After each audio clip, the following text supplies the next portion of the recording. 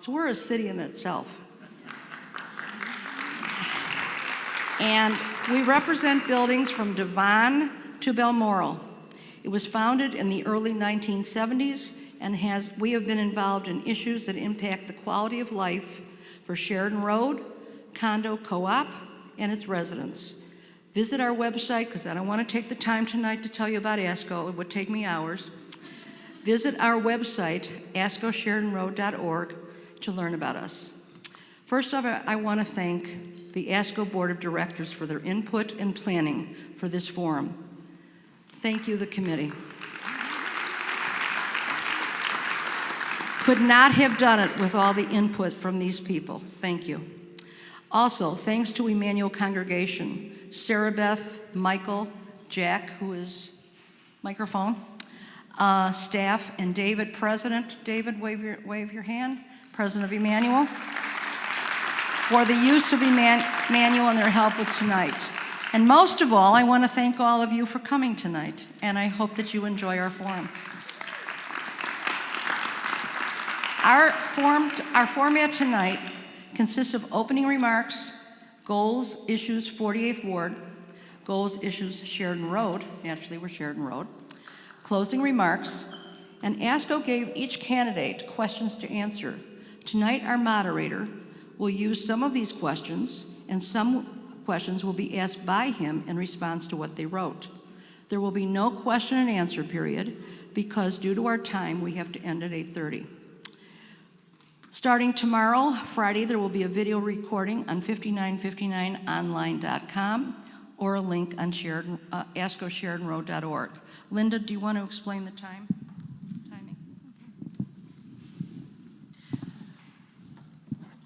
Excuse me. Okay. All right. Tonight, candidates, okay. Tonight, each candidate will have 90 seconds to complete their opening statements and closing statements. The other questions generally will be a time limit of 60 seconds. Some questions that Sean might ask will be 90 seconds in length. So that when he asks those, he'll let you know. What I plan to do is every time we reach 30 seconds, a 30-second time limit for each candidate, I'll hold up the yellow sign. When we reach the end of either the 90-second or the 60-second, I'll hold up the red sign. Thank you. Now, our moderator tonight is Sean Lewis, WGN-TV morning anchor on the weekend. He is a resident of Edgewater as well as Sheridan Road, and I turn over the entire program. Not the temple, but the entire program. Thank you, Sandy. Thanks, everyone. By the way, as a resident of the 48th Ward for the last 15 plus years, I am astounded by this turnout. Go 48th Ward. And now you get to look at the back of my head, which isn't usual for my line of work. So you get a view that most people don't. Thank you, Sandy, ASCO, and Emmanuel Congregation. Thank you to the audience and those watching online. Thank you to all 10 of our candidates who are here today. When I was asked to be on this panel to moderate, I was honored, quite frankly, as a longtime resident. And when I realized that there were 10 of you, I began to study the fine art of timekeeping. Thankfully, we have Linda here to do that. Before you go on, when you speak, if you could get up so that the people in the back can see you. Thank you. All right. As Sandy mentioned, our candidates have completed primary questionnaires, which I have in front of me right here, on topics facing the 48th Ward in general, Sheridan Road specifically. Our questions tonight are based off of those answers, hopefully to provide some greater insight for those who are here to make their decisions on who to vote for in our race. The rules are set by ASCO. Each candidate will have 1 minute to respond, as Sandy mentioned and Linda mentioned, unless otherwise noted. Do not feel obligated to fill all of that time if you find yourself done with your thought. It's okay not to fill all of the time. First, we have opening statements. Please introduce yourself. You may tell us why you're running to represent the 48th Ward on City Council. Please tell us your background. That will guide you as an alderperson in the decisions you will make. Each candidate will have 90 seconds, and we will begin with Joe Dunn.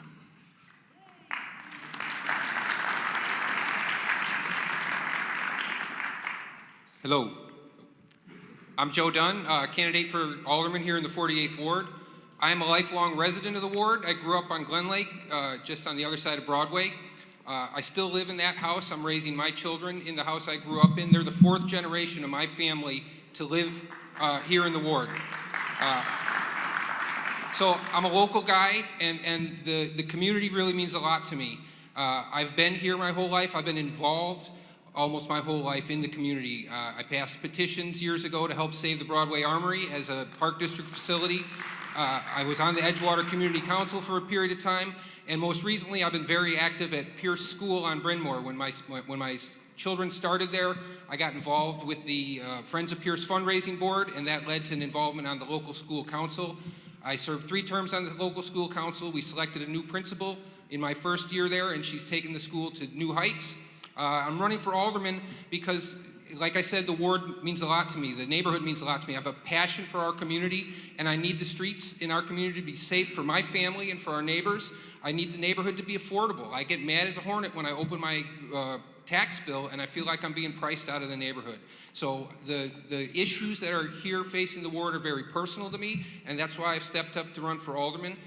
When I see an issue, I get involved and I take action, and that's why I'm here. Thank you.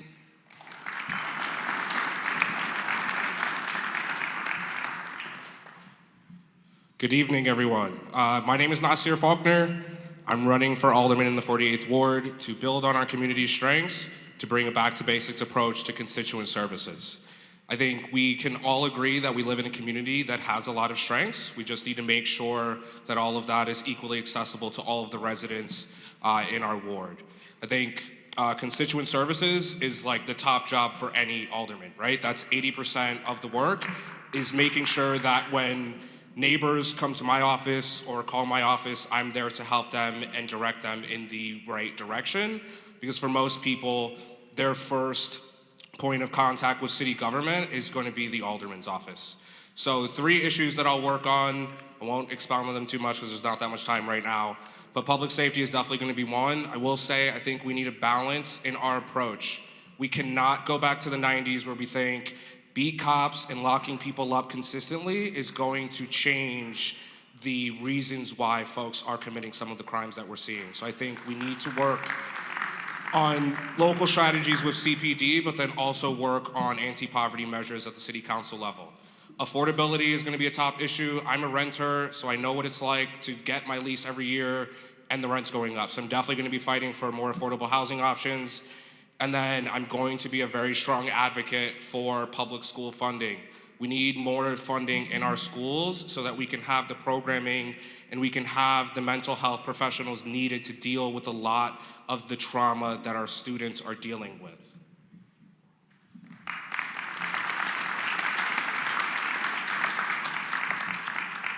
My name is Isaac Freilich Jones. I'm a native Chicagoan, an Edgewater resident, and a Sheridan Road resident, and an assistant Illinois Attorney General. And my community involvement, my involvement here in the neighborhood is really motivated by my own life experiences.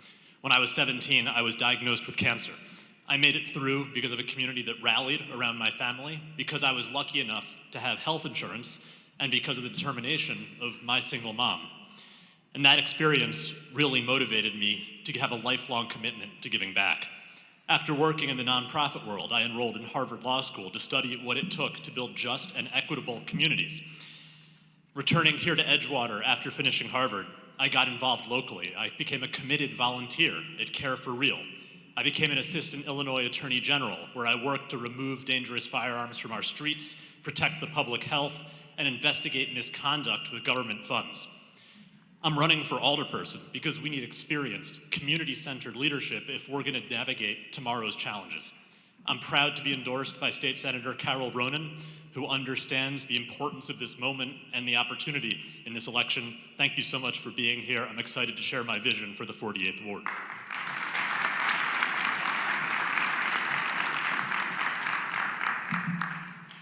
Hi, my name is Brian Hogg, 36-year Chicago resident, 12 years in Edgewater. I grew up rural, below the poverty line, and now I own a building on Broadway. And it was pretty damn hard to get there. I was in foreclosure in 2010. I was trying to save a building that was falling in on itself while starting a new business at the same time, a business that is really terrific for the environment.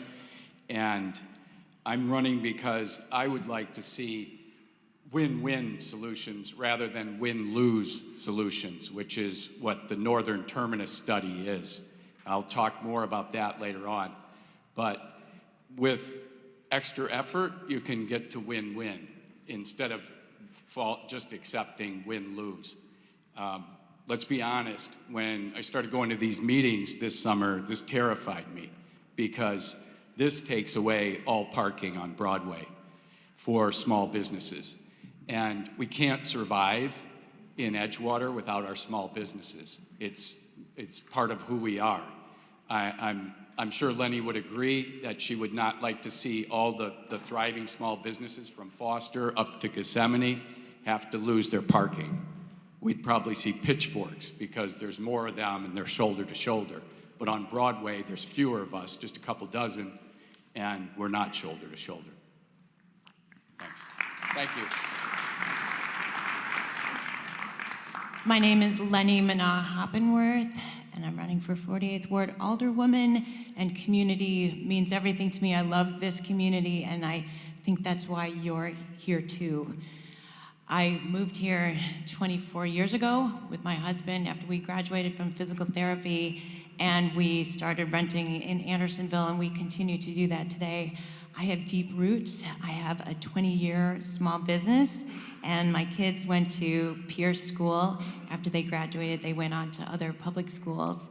I have a small business, and I'm part of the Andersonville Chamber of Commerce, and it was very sad for me to see many of my friends close down, maybe because they had to retire during COVID, but a lot of them did close down because it was very hard during the pandemic. We see the devastation that is happening on Bryn Mawr, and we need to find ways to bring more local small businesses into the neighborhood and to revive our busy economic corridors. We are the second coolest neighborhood to live in the world, but we also want to be one of the most welcoming, and that's why in everything that I do, it has to be through a lens of equity and inclusion. I am a queer woman of color and the daughter of Filipino immigrants, and equity means everything to me. I believe that community is the key to getting things done, and I enjoy this real-time interaction with you. Thank you all for being here. You're the reason why the 48th Ward is so amazing. Thank you.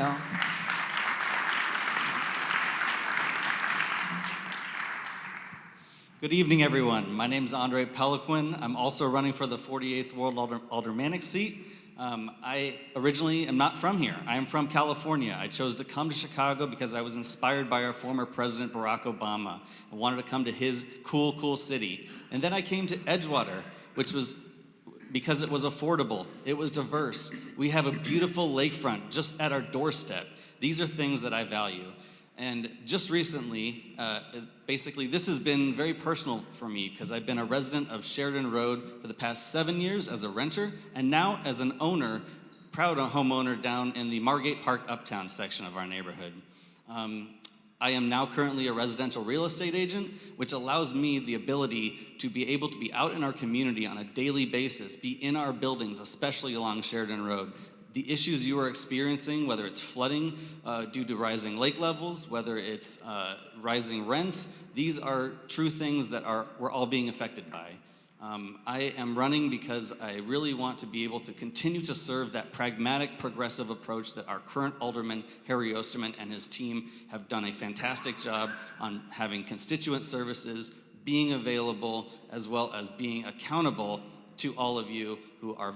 I'm so grateful that we have such a huge audience here tonight and want to appreciate that as well. So when I am alderperson, I would absolutely be accountable to the community. I'd have a community process as well, whether that's with zoning or anything else. So appreciate it and thank you so much.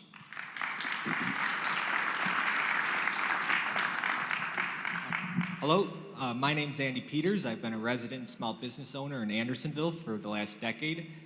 I was first introduced to city government when I was an intern in the mayor's office while a student at the University of Chicago, and I continued to work there after graduation. I worked with the city council team and learned how to navigate the bureaucracy. I even organized the 2011 Aldermanic orientation for the incoming alderman that year. I then worked for the Illinois Restaurant Association, where I led the association's efforts to ban concealed weapons from restaurants, and was active in our working on the minimum wage ordinance. The Illinois Restaurant Association was the only business association in the city that supported the minimum wage increase. Both times it came before the city council, which I'm proud of. In 2016, I opened up True North Cafe in Andersonville.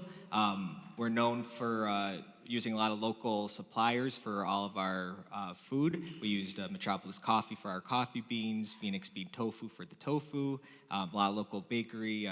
All of our produce and dairy comes from Edgewater Produce. I'm a member of the Andersonville Chamber of Commerce and the Andersonville SSA. In 2018, I was appointed to the Mayor's Small Business Advisory Council to advise the mayor on how to make the city code more friendly to small businesses. I'm running for alderman because I love my community, and I think my experience working in city government and opening up 3 businesses in this city could be useful, and I look forward to the discussion. Thanks.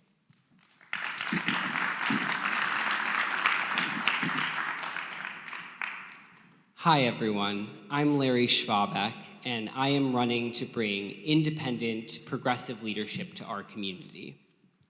I'm a researcher and educator at the University of Chicago, where I earned my PhD in political science. And I've been involved in politics since I was 10 years old. My mom ran for school board, and she took me out and we knocked on doors together and made phone calls. And I learned kind of all the stuff that I'm doing today. She was running to fight to expand arts education in my public school. And when she got on the school board, she realized that folks were violating transparency laws, and so she called them out and ended up getting death threats for that reason. And I was really scared as a kid. I felt like, why did my mom do this? You know, this is a scary thing. And it was in that moment I realized that we need leaders who are courageous in order for our democracy to function. And so I've brought that energy to city politics for the last 7 years. First, with Results Chicago, fighting for an expanded social safety net for our neighbors who don't have enough, and then working on police reform. I served on the negotiations team that formed the Empowering Communities for Public Safety Ordinance, which created civilian oversight of police. And I learned the value of compromise in doing that. There are a lot of great folks up here who are running for office. But I think right now we need someone who is going to pursue data-driven solutions and who is going to go to city council and fight to get the results that we deserve from our city government. That's why I'm up here, and that's why I'm running. Thank you.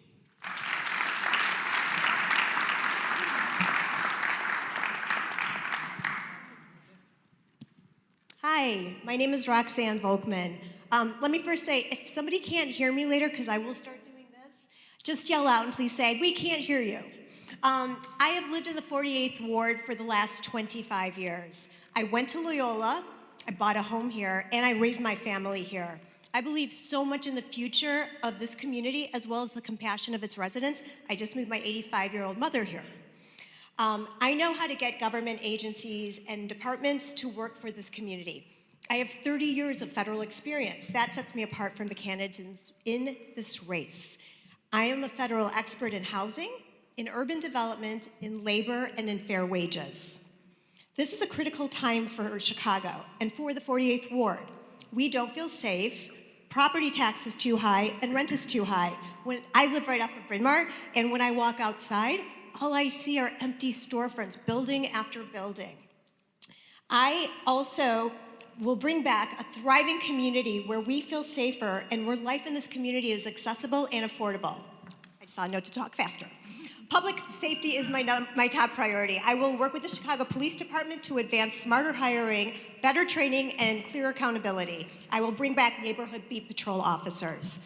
Affordability is also a top priority. I will work to keep long-term residents in the home, especially on fixed incomes, in the homes that they've called home for so long. How will this happen? Through better budget management and introducing new streams of funding. I saw my red card, and I will sit down and talk later on. Thank you.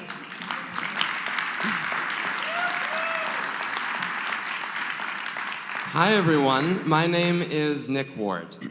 Now, normally I have an opening statement about my background and why I'm running, but in light of what has happened this week, I'd like to respond to some allegations. This past Monday, a voter guide released allegations that someone who was an advisor on my team had been falsely claiming to be Latina, which she is not. And if you're just hearing about this, join the club. I just found out about it Monday myself. This person is no longer a part of the team and will not be moving forward. And you might be thinking, okay, that happened, end of story. But this is political campaign season.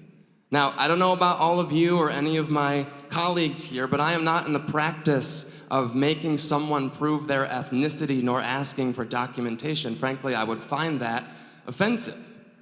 But some people are claiming that this is my responsibility for these people's actions, that this somehow reflects poorly upon me. But I and many in this community feel victimized by what this person did, and we were. So make no mistake.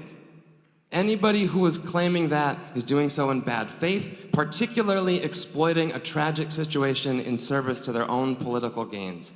I have been in this for a year, and so I know that we have critical concerns in our ward that we need to address and stop fighting about what a volunteer on a campaign did when they lied about themselves. So thank you so much for having me, and I'm excited to talk about the issues here tonight.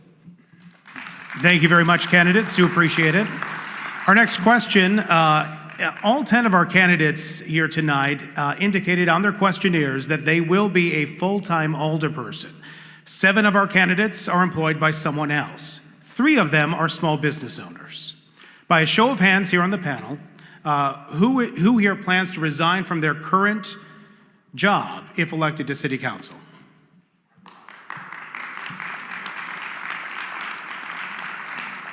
All right. For our 3 business owners who are here, Nick, if you want to pass the microphone down to Andy. For our 3 business owners here, how do you plan to navigate being a small business owner or exiting from your small business in order to be a full-time alderperson? Yeah, the hardest thing about being a small business owner is managing people. It's also very surprising. I did not realize that when I opened the first cafe. But it is what takes up most of the time, and we train the staff as well as we can. We get them education, food handling instructions, and currently I'm probably not as needed as I think I am at the cafes, and I've got full faith that my managers will be able to handle it without me. All right. Lenny? Hi, I have a shop. It's called Chicago Dance Supply. It's been open for 20 years. And I'm also a community organizer with Indivisible Illinois and IL9. And for me, the best sign of an effective organizer is when you're just not needed anymore. So my small business is being managed by others, and it has been for a while. The best part about being a small business owner is helping people at the register, and I know some of you are also some of my customers, so I appreciate that very much.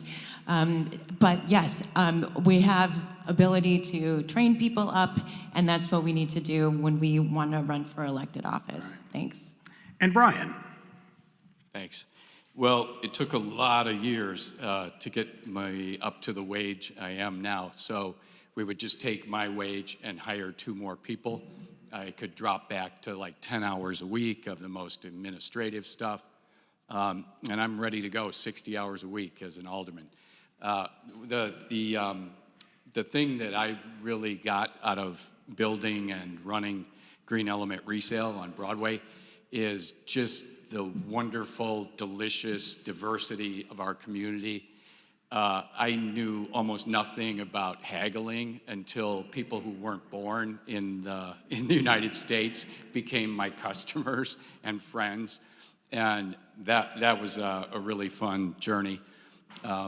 In 2012, my tax return was $200,000 some, and I qualified as indigent because I got jumped in an alley and my hospital bill was $45,000 and I had no health insurance.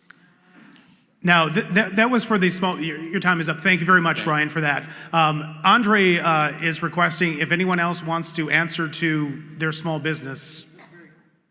Check 1, 2. There you go. Just very quickly, too, I'm a residential real estate broker, which means I don't work for anybody but my client and myself, so I'm an independent contractor. I would have my license held in a holding company and not actively sell real estate. Additionally, for everyone up here tonight, I do want to make clear that 40 hours a week is not full-time at the alderman level. It is a 7-day-a-week job, and that next person who is the alderperson needs to be available to our community 7 days a week. All right, thank you. You can pass it down to Nasir. Nasir, you get the first crack of the next question.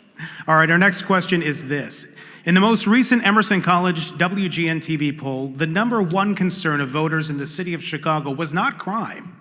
It was the economy.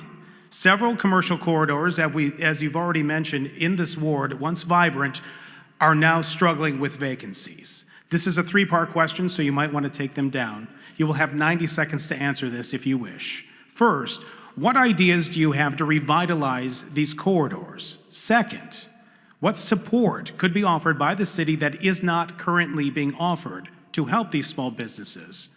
And lastly, has our changed economy since the pandemic potentially changed the way that we need to look at these corridors and their future use? Nasir. Okay. I'll probably answer that in 2 rather than 3. Sure.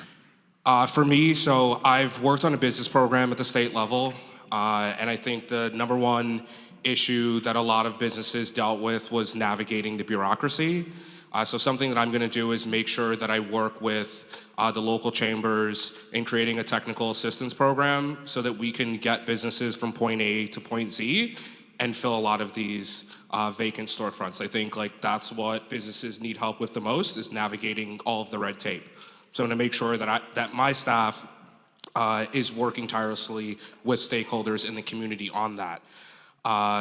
The third part, can you say that one more time? Sorry. The third part is, since the pandemic has changed our economy, do we need to change the way we look at these corridors? Look, I think these corridors, there have been businesses that have been here for a long time and they're gone, and I think that's not good for our community. But I would also say is that we have an opportunity now to really think about these corridors in a new way, because we do have so many vacant storefronts. So I think we have the opportunity to really put together a plan on the type of businesses that we want to see in our community and find businesses that are going to be here for the long term, not just corporate stores, corporate chains, finding actual businesses that want to make our ward, their home. All right, thank you very much. Isaac. So to bring more businesses into the neighborhood, to revitalize our commercial corridors, we need to launch a full court press to recruit the businesses that we want. Here in the 48th Ward, we prize local, independent businesses, not chains if possible. And if we don't do the work ourselves to recruit them, we're not gonna get the results they want. So let's bring everyone together. Let's recruit the businesses we want to have in the community. If we don't make the choice ourselves, the choice is gonna be made for us and not in a way we like. Second, what support can we give to those businesses? I believe we need to make permitting, when it comes to awnings, when it comes to all sorts of permits, much easier and much simpler. In particular, we need to take those processes out of the aldermanic hands as it currently stands when it comes to awnings and situations like that, and put it centrally in our central departments so that it becomes automatic, so that there isn't the politics in that we have now. That'll benefit every business in the neighborhood that we have now and the ones we'll have in the future. Finally, changes that have come to our corridors. There's really 2 huge ones that come to mind.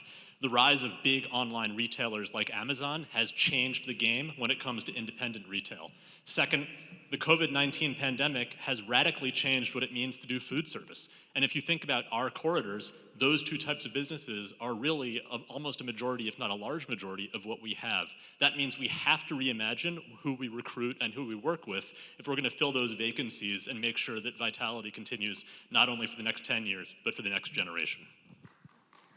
Brian. First, I'd like to just a little cleanup on that last answer.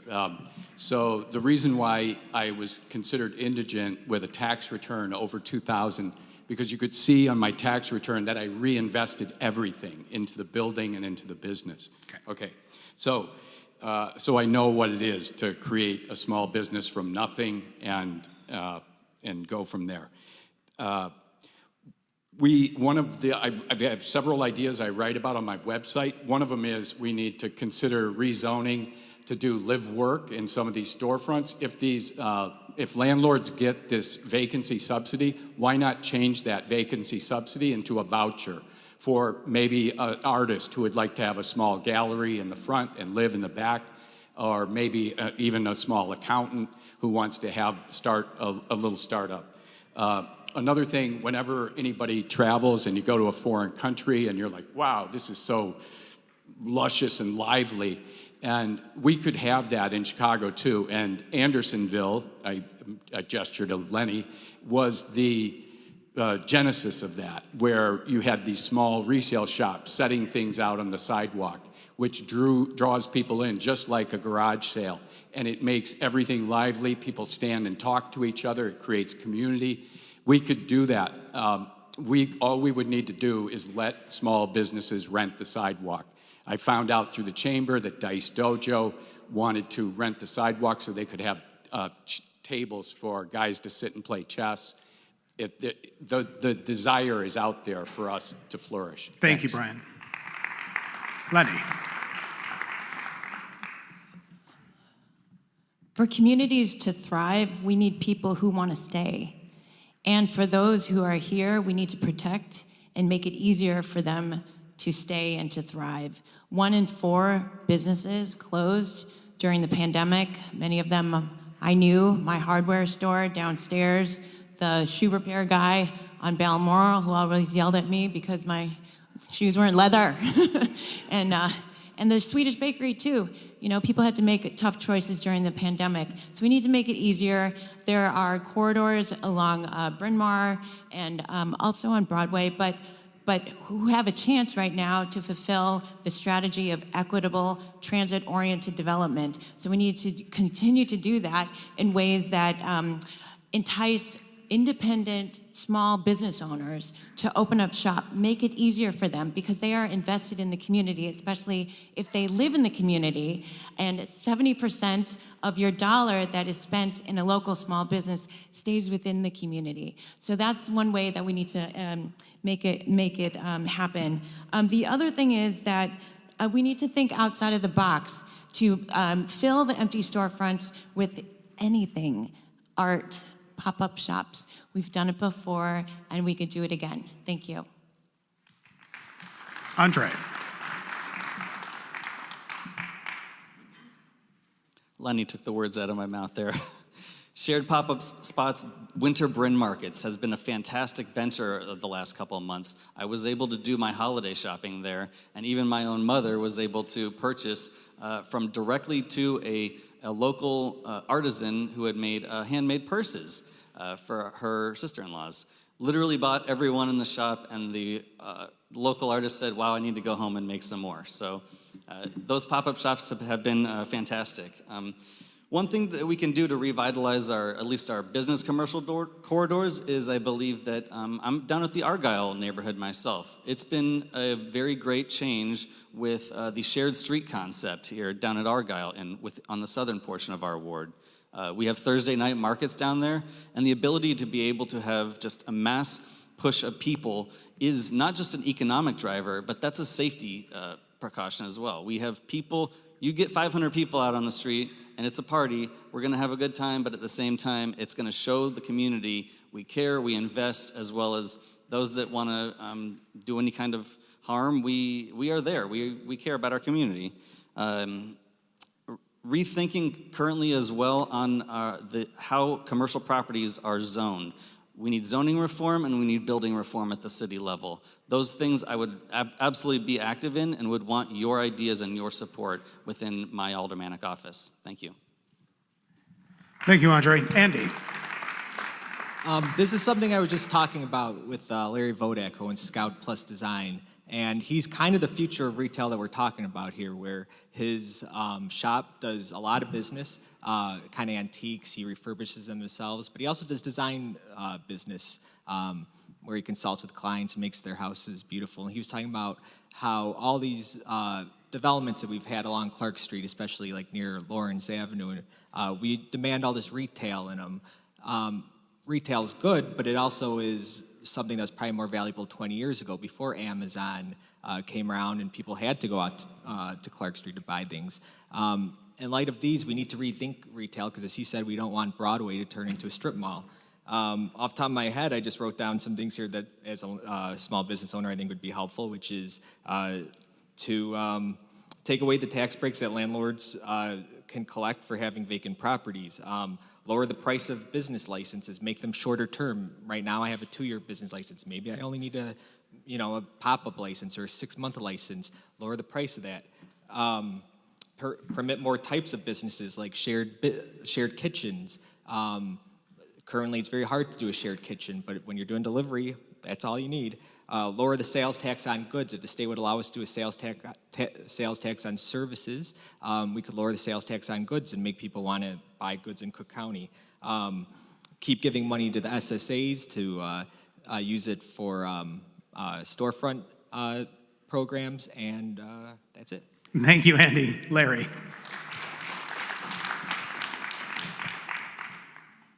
So this is a really important question because thriving business corridors is one of the draws that our community has to offer. It's one of the reasons I wanted to live in the 48th Ward. As alderman, we need to elect a leader who's going to be active on this issue. And as alderman, I will be active. I will work collaboratively with the Chamber of Commerce to survey the community and find out what kinds of businesses folks want to see on our corridors. And then I will actively take tours with prospective business owners to show them they have the support of my office. I also believe we need to designate a small business liaison in the office who can pick up the phone and call the city when small businesses are struggling with permitting and licensing problems. The second part of this question, what can the city do to assist folks? During COVID, the city actually created a number of funds that were really excellent programs that kind of kick-started businesses, especially in the arts. I would love to see more of these small grant programs because I think that they are ways to incubate innovative new industries. This is starting to bleed into the last question. This isn't the Chicago economy my dad grew up in. It certainly is not the Chicago economy my grandfather grew up in.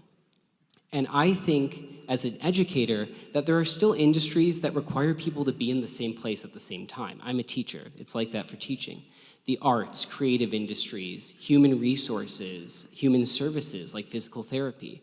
So making sure that we're balancing out these corridors so it's not all one kind of shop is a way that we can promote it to be a corridor that's going to thrive regardless of how the economy does. Thank you. Thank you, Larry. Roxanne. So the alderman's office that I envision will create opportunities and provide resources so that businesses can navigate all of the different sorts of rules and regulations that exist. We're going to have somebody in our office helping with small business development. We'll have somebody in the office to also help with grant writing. If you're not familiar, if you haven't written a grant lately, it's a whole process in writing grants. So I want to have grant writers to actually be in the office, host workshops, host virtual workshops so that people that are planning on businesses or have businesses can take advantage of some of those grants. I'm going to actually have a number of them on my webpage, so if you'd like to look at that too, it will tell you grants are available for women, minority business owners, and all kinds of opportunities.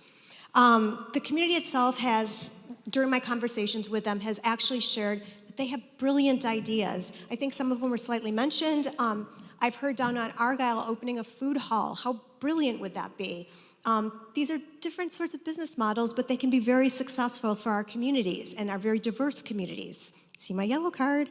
I will also make sure that we fund ways to help businesses like They talk about ghost kitchens. They talk about, incubators, things like that. Those are ways that we can help stimulate new businesses into our community. And finally, I have the experience and knowledge in federal government to make sure that we can tap into funding sources that are often overlooked. So that would be my answer. Thank you, Roxanne. Nick. I'm really keen to work with City Council, our small business community, and property owners to establish a vacancy fee that helps really fill those vacant storefronts. Now, we need to distinguish between the properties that are being kept vacant due to lack of demand versus those that are being kept vacant, because property owners receive a greater tax rebate by doing so. And then I think we can use those fees, along with open space impact fees and other funding mechanisms, to make beautiful spaces where neighbors want to come together, from which economic development can thrive. The city can play a part here through the Department of Business Affairs and Consumer Protections, really to advocate for a more streamlined processes to get a business opened. And then finally, yes, the pandemic and Amazon's 25-year assault on storefront retail has really, put our business corridors into a real sizable hole. I mean, Brian mentioned it a bit, but cities around the world, especially in Europe, are taking what has happened the last couple of years and experimenting with greater public plazas and walkable thoroughfares, really thinking about how we make people-centered places where neighbors want to be together. That helps enrich community safety. And going back to the first part of my answer, that's where economic development can thrive. Thanks. All right, Nick, thank you very much. You get the next question. You get first shot at the next question. Okay. We're going to go back down the row. Oh, Joe. Joe, give it to Joe. Joe, we already know what your answer is. Thank you very much. Don't you remember?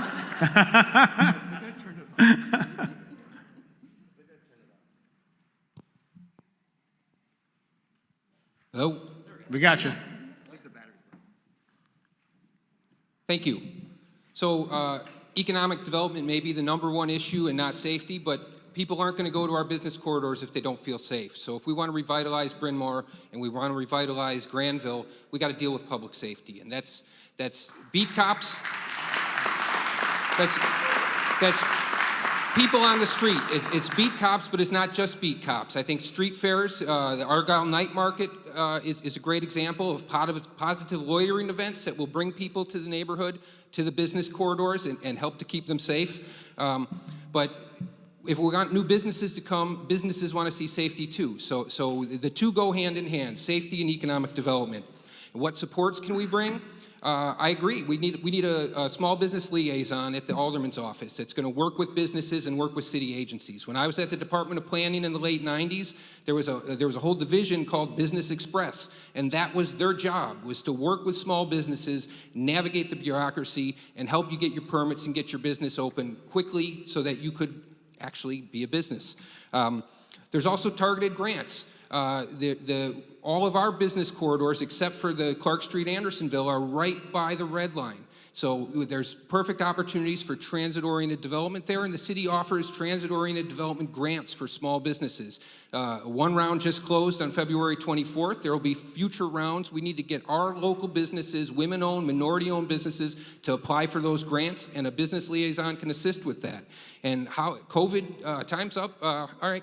Live work. Thank you, Joe. Why don't you pass it down to Isaac? Isaac, we'll start with you this time.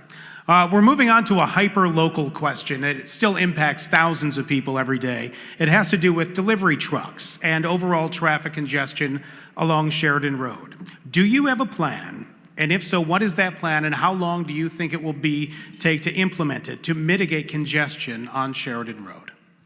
Yes. So you have 60 seconds for this. So anyone who tells you that the challenge here with this issue is technical is not telling you the truth. The challenge is political. For decades, city planners and state planners have prioritized through traffic that's coming from the north suburbs, traveling downtown, and then going back. This neglect of our interests as Sheridan Road residents has to end, and when I am your alderperson, it will end. We've seen on Irving Park Road how communities have raised their voice and said, hey, for state routes, you need to listen to local safety. And they got change happening there. They were able to make the state understand, they were able to make the city understand that local residents matter. I believe that our residents on Sheridan Road need to matter just as much as anyone else and need to have equal priority with through traffic, if not higher priority. Thank you, Isaac. Brian. Boy, do I ever. So this wouldn't fix it right away, but this would fix a lot of problems. And we're talking about last 4 miles. The high rises during the lake rise, what was that, 4 years ago? Some of them were pumping water out of their basements. And, you know, when I first heard they were getting water in their basements, I thought of a janitor with a mop and a bucket. No. So we need to do the last 4 miles. We can continue the bike path along the lakefront. We can build a service road on the east side of the high rises so that all of the delivery trucks and moving trucks and residents can use that road, which will free Sheridan Road up considerably. And like I said, why wait till we get to another lake level rise and then everybody's pulling their hair out again? And as you all know, with the high rises, your insurance went way up with the lake level going up at the same time. Thanks. Thank you, Brian. Lenny. The question is about Sheridan Road. Sheridan Road congestion, delivery trucks. Congestion and delivery trucks. We can look to other major cities like New York City to see what they're doing there, because Amazon is not going away. And I know just from knocking on doors, I see the many delivery, you know, we're fighting to get to the door first to push on the button. Deliveries are happening like more at households than at businesses sometimes. So can we work with the companies to change the hours of the times that they actually do the deliveries so that they do it at nighttime? Or can we change a model so that they have another place to drop off their packages and people will walk over? Or is there a possibility where we drop off another place and then bikes bring it to people's homes? I think that we need to find different ways of doing things because it is a problem and it is a public safety issue on our streets. Thanks. Thank you, Lenny. Andre. I do agree with Isaac on this issue. This is a matter about political will. Through the Alderman's office, we have the power of the city ordinance as well. Getting our fellow electeds involved, basically working together so that with the community as well as with our state reps who have that power down in Springfield to change things. We currently have Hollywood Avenue is just an extension of DuSable Lakeshore Drive. It's literally a highway. We can change that so that we can not have people just come in and out, but basically we do want people to continue to have the ability to come from downtown to uptown to Edgewater as well. But basically, this is a huge issue for me, not only because of just traffic, but because this is an environmental issue on pollution that we are all breathing in every day as well. So this is wholeheartedly something I believe in, and thank you so much. Thank you, Andre. Andy. I'm sure it's a political issue. I'm sure that funding also plays a very important role in this. When we redevelop Lakeshore Drive in the coming years, I advocate putting a bus lane that takes a bus lane down Sheridan Road that goes all the way down Lakeshore Drive in both directions so that you can get to work, at least during rush hours, as fast as possible.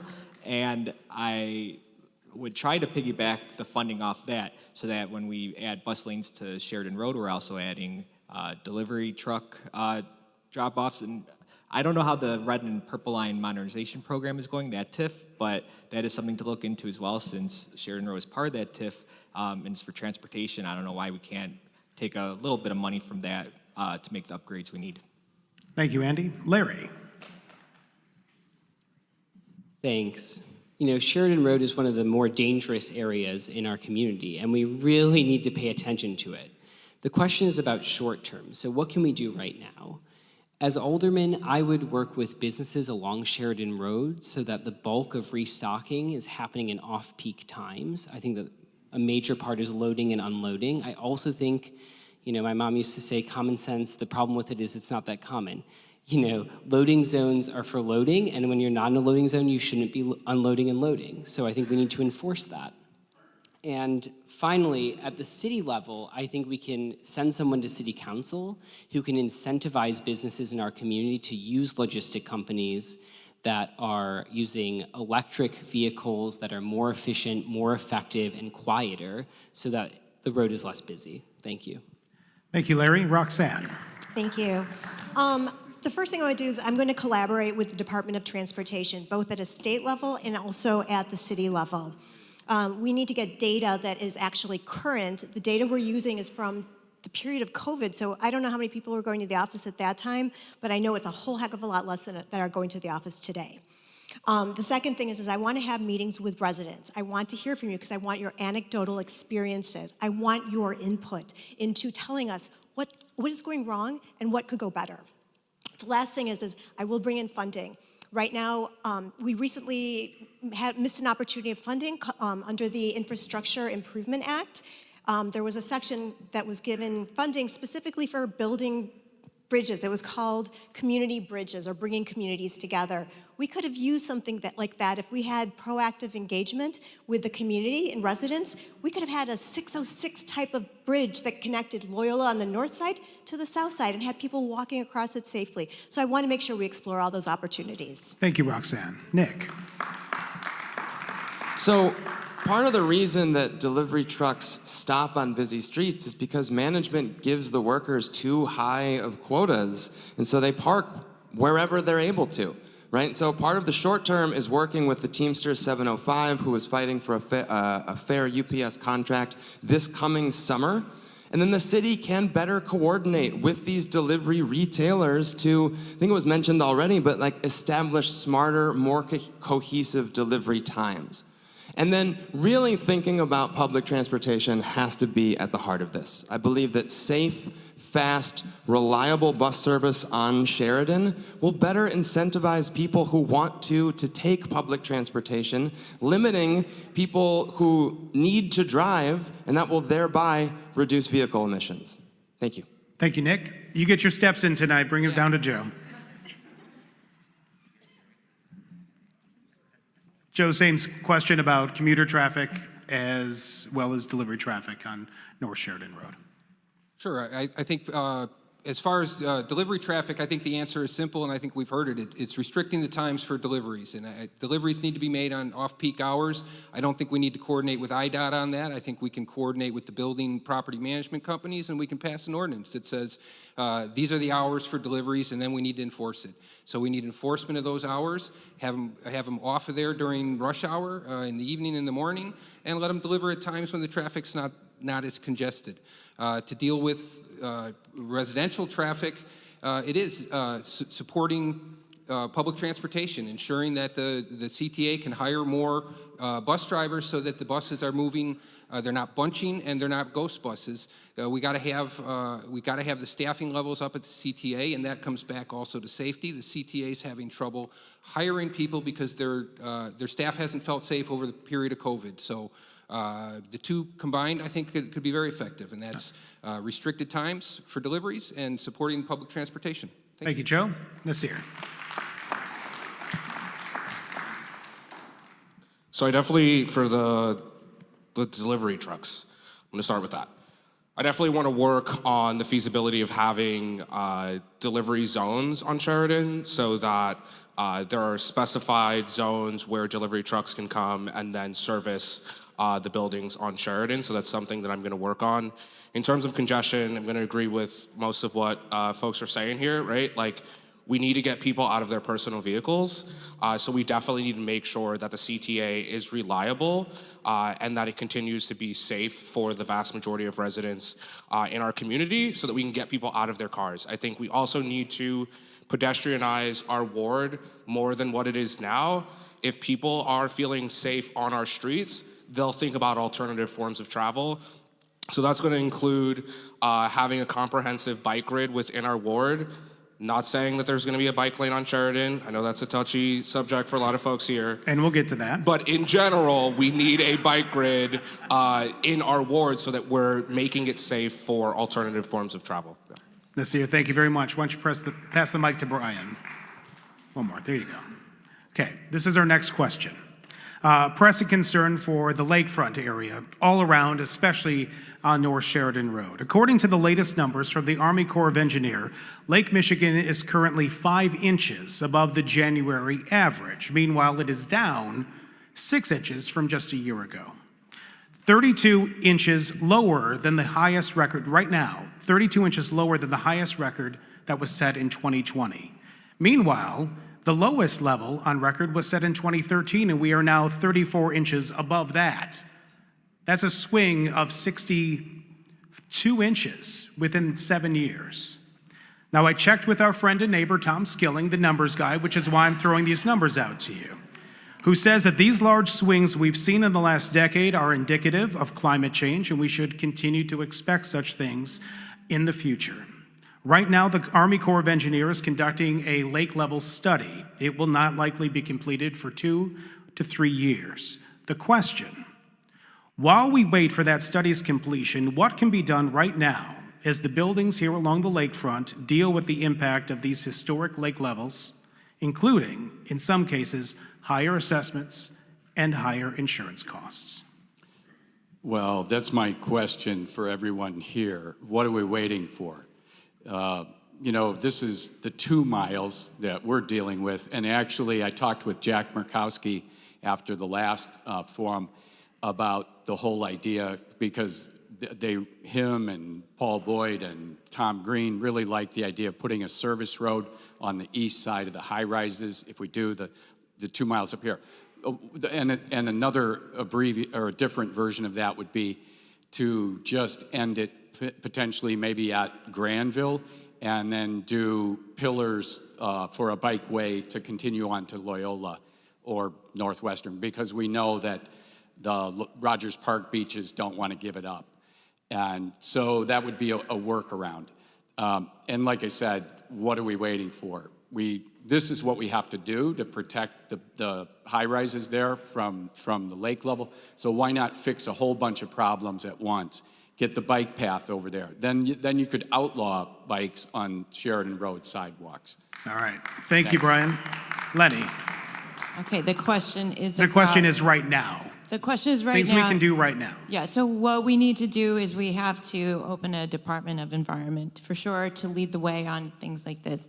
But right now, Chicago depends on 2 mitigations, and one of them is the harbor lock system, and the other one is the deep tunnel project. And Chicago is built on a sewer, no, it's a swamp, not a sewer.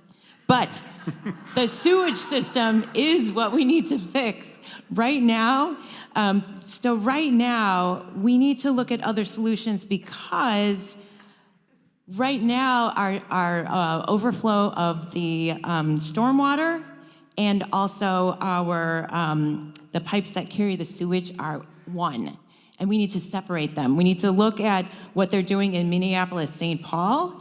And again, we need a Department of Environment to lead the way on this. The other thing that we can do right now is, as we're investing in infrastructure, is green solutions, including permeable pavement, which is going to, it's going to soak up large volumes of water so that the rainwater goes into the surrounding soil, right?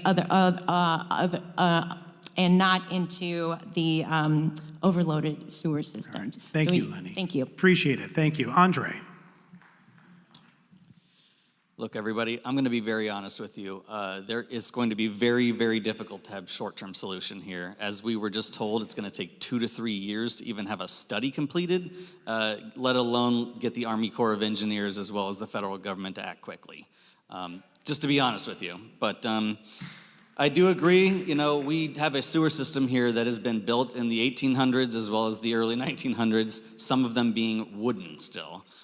We need to absolutely, you know, fix that. The last 4 miles we can have a completely separate meeting about or an entire afternoon. However, regarding any kind of short-term solution, just to try to answer the question, I do agree we need a Department of the Environment at the City Hall, as well as just short-term. We have more Jersey barriers, sandbags, and it's going to be a tough road down the line. So I'm just going to be brutally honest with you on that. Thank you, Andre. Andy. Yeah, I suppose most of the solutions are just going to come from the federal and state government because that's where the funding's going to end up needing to come from. I am not a big fan of TIFs in general, but I feel like now I have to throw it out for a second answer in a row, which is I don't know why Sheridan Road is part of the red and purple line TIF when this is the one area on the entire north side that I think a TIF could be much better spent on other infrastructure projects for. Which is, that's what I would try to do, is just look into getting out of the TIF and then starting a new one so that the funding could be used for protecting against rising lake levels. Thank you, Andy. Larry. Great. Well, I want to start first with the lake itself and then talk about the effects a little. So we need to bolster natural protections. Working with the Park District and other entities to build wetlands along the coast of the lake that can help control rising water levels. Planting seagrasses and undertaking projects like that are important to have natural protections. And where we don't have beach coverage, building barriers so that rising sea levels and waves doesn't, end up affecting the shoreline. When it comes to flooding mitigation, I think that's a really serious issue that our community is facing, and we need to hit it head on. I agree with Lenny. I think we need to ask new developments to build conservation design principles into their designs, like green roofs, like permeable pavers, so that we are slowly but surely putting in developments that are helping mitigate the amount of flooding that's happening in our community. But again, once we get this 2 to 3 year study in, we're going to have to hopefully get some federal money involved and undertake a larger project. Thank you. Thank you, Larry. Roxanne. Hi. So what I would do for the short term is I'm going to be vocal about our needs. The truth is this is where we live, and there's certainly a 2 to 3 year study that's ongoing, but there's no reason we can't have urgency of what's affecting our community right here become a priority for the city, state, and the federal government. We need to say, no, that's going to be the whole Lake Michigan study. Look at what we have right here. Beach erosion is also costing residents too much money in terms of insurance. I've talked to some residents who have been amazing, and they've negotiated, they've done all kinds of things to be able to compensate for that additional cost. The thing is your alderman's office should be here to support you and help you navigate through all those different things. I'll explore resources like FEMA's Mitigation Competitive Grant and the National Flood Insurance Program to help offset residents' needs and costs. That's things we can do right now while we wait for the Army Corps of Engineers to come up with solutions. Thank you, Roxanne. Nick. I agree with Lenny and Andre about reconstituting the Department of the Environment. That is something that we can do right now. I will also work to install erosion control measures and retaining walls to preserve our beaches, and then work with you all, property owners and condo owners to really secure funding that helps, really establish structural integrity of these high-rise buildings. And then I want to work with community groups like the Edgewater Environmental Coalition and the Burger Park Advisory Council to plant native plants and establish a natural shoreline. Thank you. Thank you, Nick. You're well conditioned. Thank you so much. It's a habit. We'll have to do a handshake at some point. All right, Joe, you have 60 seconds. All right, the question's about short-term solutions, right? And yes. I think in the short term, there's really only one thing I see that we can do, and that's to shore up the revetments with additional boulders or landfill, if that's what you want to call it. That's what they did in Rogers Park to protect the beaches a couple years ago when they were washing away in storms. That's what we need to do along Sheridan Road right here. And we can't wait for the Army Corps of Engineers for 2 years to do a study or 3 years to do a study and then a couple years to get funding. We need to do it now, and we need to be shoring up the revetments. Thank you. Thank you, Joe. Nasir. So I'm gonna agree with Andre and say that this is not gonna be solved immediately, right? So what I'm gonna do when I get to City Council is basically help create a Lakefront caucus, because this is an issue for our ward, but it is also an issue for wards up and down the lake for our city. So I'm definitely going to put together a caucus so that I have enough support from other elected officials so that we can really push the federal government to move as fast as possible and get us a solution, a long-term solution. I'm also hoping that specific caucus will also be a way for us to push legislation at the city level so that we are providing assistance to residents so that they are not bearing all of the costs for something that is out of their control. I think the best way to do this is building a coalition and then really being strong advocates and making sure that we're delivering for the people in our wards. All right, Nasir, thank you very much. Isaac. So in the short term, what we need to do starts with repairing and maintaining the infrastructure we have right now. Too often, Chicago forgets to make sure to maintain what we have. That's how you see the potholes in the streets. That's how you see the problems we have all over the city. We can't lose focus right now on what we already have in place. But on top of that, we need to use new techniques that are short term. We need to use riprap, those boulders that you see by the side of the lakefront that stop erosion. We need to consider things like coir logs, woven biodegradable mats, which encourage vegetation growth, sustainably maintaining lakefront for 2 to 5 years.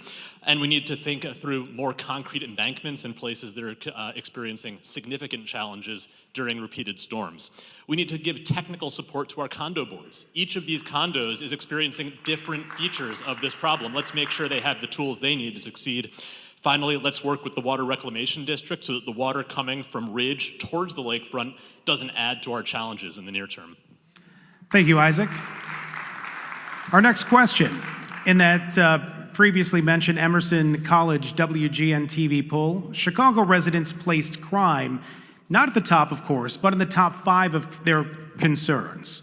The latest numbers from the Chicago Police Department's crime stats, and I have them right here just in case anyone wants to see them later, show across-the-board increases year over year for both the CPD's 20th and 24th districts, which are in the 48th ward.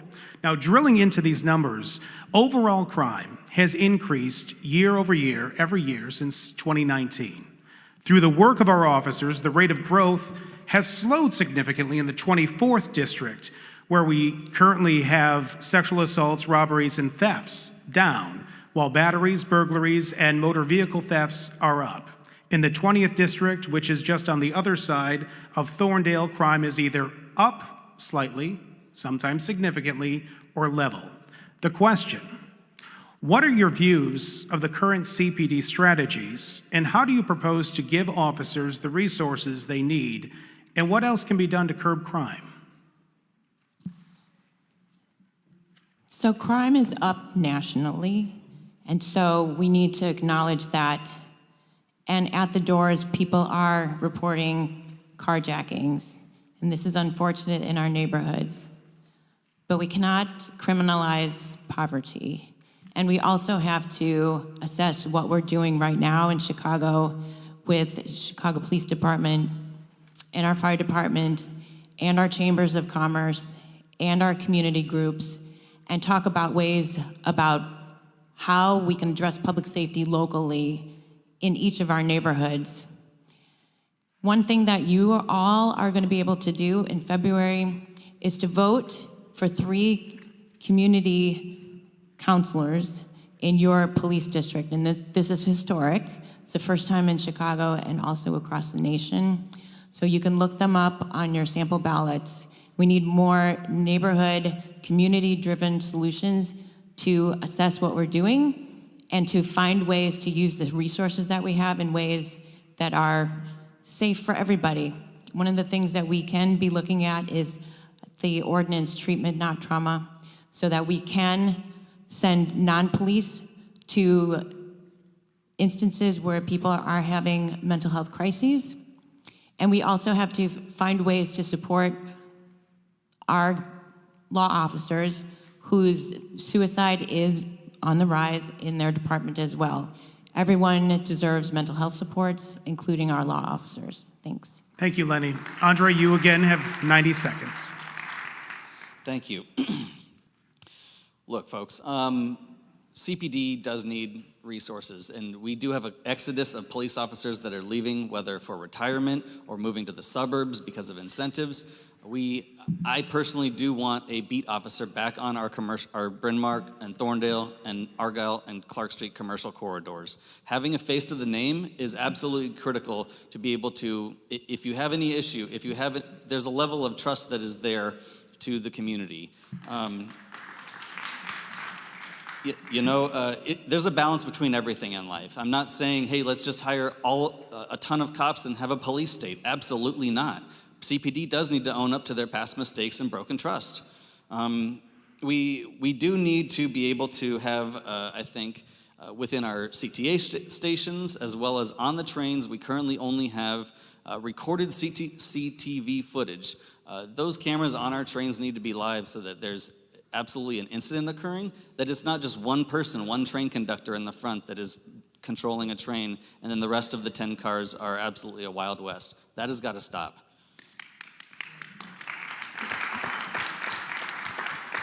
And lastly, I am a firm believer in community policing. The CAPS program is great, however, it's only been, at least from my experience, an ability for the police officers in our districts to be able to show the stats. There needs to be more community involvement itself. When there's 4 officers that show up and I'm one of 3 citizens, it's disheartening. But I invite you to join us to any one of our CAPS meetings, as well as now is a great time to reinvent that program and make it a 2.0 CAPS program. So thank you. Thank you, Andre. Andy. So those stats are very scary, and for the first time this November, those stats became real for me when one Saturday morning we had a big lunch order at the Hyde Park Cafe, and so at 5 a.m. I was up, ready to head down there because me and my kitchen manager, Monica, were going to start working on them, and at 5 a.m., Monica gave me a call that her daughter had been shot overnight and she was on the way to the hospital. Her daughter is fine. She was shot 3 times though, and it was the most it makes you mad at the city that this is allowed to happen. And what the craziest part is that it turned out that somebody else who works at the cafe, her son had been shot like 10 years ago in the city of Chicago. We need more police officers. We've lost a couple thousand in the last couple years, and it's creating a manpower shortage, too much overtime. They're overworked and they're stressed. Unsurprisingly, the shooter in Monica's case was not ever caught. We only catch, I think, about 25% of people who shoot people in this city. We can't possibly get a grip on the problem if there's no consequences for doing it. We need more money for the gang witness protection programs that people can testify and people actually end up behind bars after they've committed crime. We also need to spend more on rehabilitation, though, for incarcerated people so that people get the job training, educational support, mental and drug treatment that they need while they're behind bars. Thank you, Andy. Larry. Thanks. Well, knocking on doors in the 48th Ward, the #1 issue that's come up for me is public safety. And there's a variety of concerns out there. For some folks, it's carjackings. For other, it's catalytic converter theft. And so there's a whole host of different kinds of crimes that people are having to face right now. To improve our public safety situation, we need to elect an official who on day 1 is ready to implement the new police district counselors and make sure that our community is engaged and at the center of this conversation. I helped pass ECPS and form those counselors, and I'll be doing that on day 1. But I also think we need to look to what the city has failed to do over the last couple of years. When homicides were at an all-time high in 2021 and 2022, the city set aside $100 million for anti-violence programming, and they've spent about $5 million of that $100 million at this point. We need to send someone to city council who holds our city accountable to actually get money out the door so that it's doing the work we need it to do. And so I plan to be that kind of counselor who's monitoring and overseeing these programs to make sure that we're actually using them so that it's not just waiting until a crime happens and making sure police are there. We have to help our officers too and actually prevent crime and invest in our communities. So overall, it's ECPS, it's investing in anti-violence measures, and it's also adding infrastructure changes like making sure our lighting is good at transit stops. Thank you, Larry. Roxanne, you have 90 seconds. Thank you. So I know firsthand what it's like to have someone in your family as a victim of a violent crime. My son, who's 20 years old, was held up at gunpoint. They had a gun to his head and a revolver under his chin. I got that call. That was awful. I wish it on no parent, but I know it could have been worse. I also know that I am committed to making things better. The most important thing for me right now is working with the officers and making sure that with the police department, we are doing smarter hiring from within the communities, better training, and clearer accountability. I also want to make sure that beat patrol officers are on our streets all the time, and that means not taking them away from our community into other areas like Michigan Avenue. In order to do this, one of the things I want to propose is, and it's a cost-saving element, is a police reserve. Police reserves essentially would be when we have special events downtown, when there's instances where there's going to be lots of people. We can invite officers or encourage officers who've recently retired to come in and be a reserve officer on Michigan Avenue so we can keep our officers right here. Mind you, they're in good standing already. They already have the benefits as part of their retirement package, and they're already trained. I want to also expand citywide programs like CARE, which already has, it's in Uptown right now. I'd love to see it throughout the city, where mental health officials are accompanying CPD and CFD to make sure that the mental health patients are being treated with care and get resources, not being treated as criminals. Thank you. Thank you, Roxanne. Nick? Well, everyone deserves to feel safe in their home, school, workplace, and community. So I propose to invest in safety infrastructure. It's been talked about before, but increased lighting in alleyways, but also there are corridors that I have discovered knocking doors here in this community that are dark after a certain period. And we absolutely can encourage more people to come outside with increased street lighting. We can do the same with planning more arts and community events for greater social cohesion and community. And then we need to invest sustainably, starting immediately in education, jobs, youth programs, mental health services, and community-led violence prevention, rather than asking CPD to solve all of society's problems. And as Larry mentioned, getting that money dispersed as soon as possible is part of what the next city council needs to be doing to make sure that everyone across the city receives the investment that they deserve to thrive. Thank you. Nick, thank you very much. And the walk begins. We could have some. Sure, no problem. You want me to do the whole thing or just? The question is this: what are your views of the current leadership of CPD and its strategies? How do you propose to give officers already on the force the resources they need, and what else can be done to curb crime that's not being done right now? Thank you. So I think the biggest thing that I see that is needed right now at the leadership level of the police department is consistency. It's consistency in the application of the consent decree and consistency in the I'm losing my words. Application of the reform measures under that consent decree. I think that leads to, that's the leadership we need so that our police officers know what they need to be doing. And it's also, we need them to have an appropriate allocation of resources across the city. Right now, there are communities that feel over-policed and there's communities that feel under-policed. I think our community feels under-policed right now, and that's because the resource allocation across the city is going to where there's hot spots, and they're moving around, and they're doing saturation teams in neighborhoods where they're bringing in officers from outside the neighborhood, and it's not conducive to building the trust that the police department needs to be building and should be building throughout the city, and it's taken resources away from communities like ours. I think that, that's really the key for me is consistency and resource allocation. Thank you. Thank you, Joe. Nasir. So on the leadership point, I think we need a new superintendent, right? I think the superintendent has lost the faith of the communities across the city, and in some regards, the superintendent has also lost faith from some of his officers. So I think that's probably what needs to happen, right? In terms of our ward, I'm going to have a public safety advisory council where I bring block clubs together, neighbors, community groups, other stakeholders to work with me on local strategies that we can implement because we live in a big ward and there are different problems throughout our ward. You know, we talk a lot about beat cops and the need for beat cops.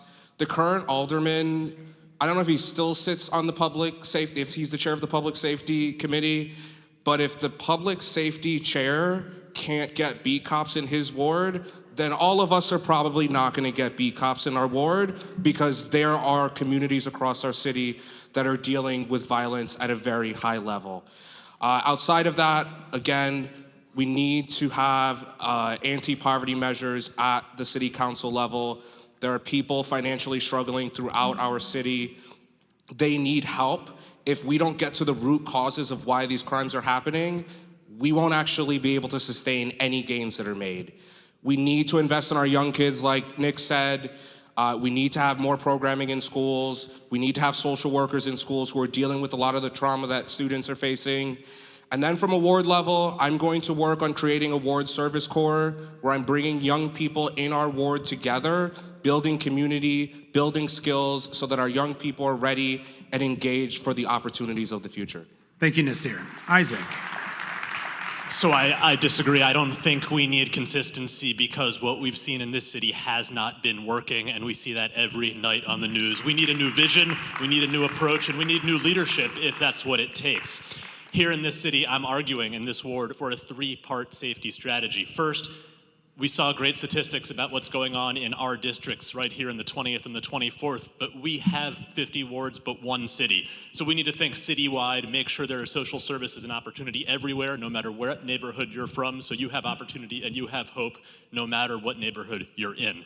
Second, we need to use our infrastructure to encourage safety. That means clean lines of sight. That means lighting that lights up the sidewalk at night and not just the center of the streets. And that means building our red line stations with safety in mind, so you don't have to walk through a maze and put yourself in an exposed situation when you're coming out of the Bryn Mawr stop. Third, we need to move away from militarized models that we've seen applied recently and that just have not worked, and get back to locally based, permanently stationed foot patrol officers whose names you know, whose faces you recognize, who are there for us when you need them. Thank you, Isaac. Brian. Lots of great ideas up here, so I'm just going to echo and then add. Tom Dart has done some great reforms at Cook County Jail. I think we need to look into that and mirror it. It's always about efficiency of where you're putting the money. We do need more police officers. We're down somewhere between 900 and 1,500. And we need our police officers to be able to focus on violent crime. We need to reserve the space in the jails for violent crime. So due to that, we need to get the mental health system working again, the public mental health system. That's some of the things that Tom Dart got honest about with all of us. And like I said, we need to mirror it here at the local level. I'm a former co-chair of Edgewater Environmental Coalition, and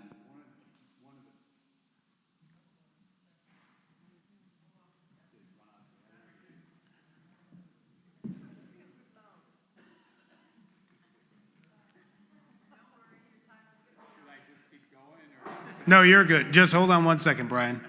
We held your time. Thankfully, you were almost done. thanks. And go. And a huge, so part of the problem with crime is we need more jobs. That's, if you can see the trajectory of jobs leaving Chicago and crime, inching up year after year after year. One of the things that is an enormous opportunity right now is composting to create soil for community gardens and for urban agriculture. In the United States, food waste per person is 200 pounds. That methane generated in landfills is greater than all USA animal agriculture combined. Look what gets all the heat in the news. That vegans say that eating meat is destroying the planet. A greater destruction is this methane from food waste that could be made into soil in community gardens for especially the south and the west side, right, and urban agriculture, especially for the south and the west side. Thank you, Thanks. Brian. Lenny, why don't you pass the mic down to Andre? Andre, you get the first crack at this next question. While signs are up urging cyclists to avoid Sheridan Road and not use the sidewalks on Sheridan, and there are dedicated bike lanes on neighboring Winthrop and Kenmore, many cyclists continue to use Sheridan Road and the sidewalk. How will you improve compliance with the current infrastructure, and how will you work with cyclist groups and neighbors to make Sheridan Road safer for all? This is a great, 60 seconds. This is a great question, and also the third rail of Sheridan Road here. Not CTA third rail, but anyways. So we have one great thing at our fingertips here is our lakefront, right? We live in Edgewater and Uptown in the 48th Ward. We have a beautiful bike path along the lakefront that many of us, myself included, love using, not in the winter, but on a daily basis in the summer. We do have a ton of people coming up and down, and we end essentially on the northern terminus here at Ardmore. I do believe that there's an ability that we can put better signage up. We can, as we have those beat patrol officers back on the street, you know, as much as anyways, ticketing could be a thing, but I know that that is very difficult to do, as well as just have more community involvement in how we can address this. I know that it's dangerous. People get hurt by this. People even sometimes get killed by this. So absolutely, bike riding on the sidewalk as well as even on Sheridan Road is not great. But having those kind of basically, the ability to rethink how we do this, I would have you all involved in my aldermanic office. And Thank you, I want to Andre. listen to you. Thank you. Andy. I'll be honest, I don't know how you stop that, except for education and enforcement if there is any laws that there even are to enforce. So I'd like to hear other people's ideas. All right. Larry. Great. Well, the best way to disincentivize folks using Sheridan is to make sure that there are strong protected bike lanes on these other routes and then putting up proper signage to direct folks that way. You know, I think Nasir started out talking about the bike grid a couple questions ago. Having a coordinated bike grid throughout the city of Chicago is going to move folks off of kind of random haphazard routes and onto the bike grid. And it's going to make it safer for bicyclists. It's going to make it safer for drivers and pedestrians. We had one of the most dangerous years this last year in terms of pedestrian and bike accidents. And we've lost a number of folks, especially young folks, on the north side of Chicago. And so painted bike lanes aren't enough. We need a protected bike lane grid that's coordinated throughout the city. And if we do that, we're going to see Sheridan Road improve. Thank you. Thank you, Larry. Roxanne. Thank you. What I will do is I will work with the residents and I will work with organizations that are established for these sort of bike safety and pedestrian safety rules.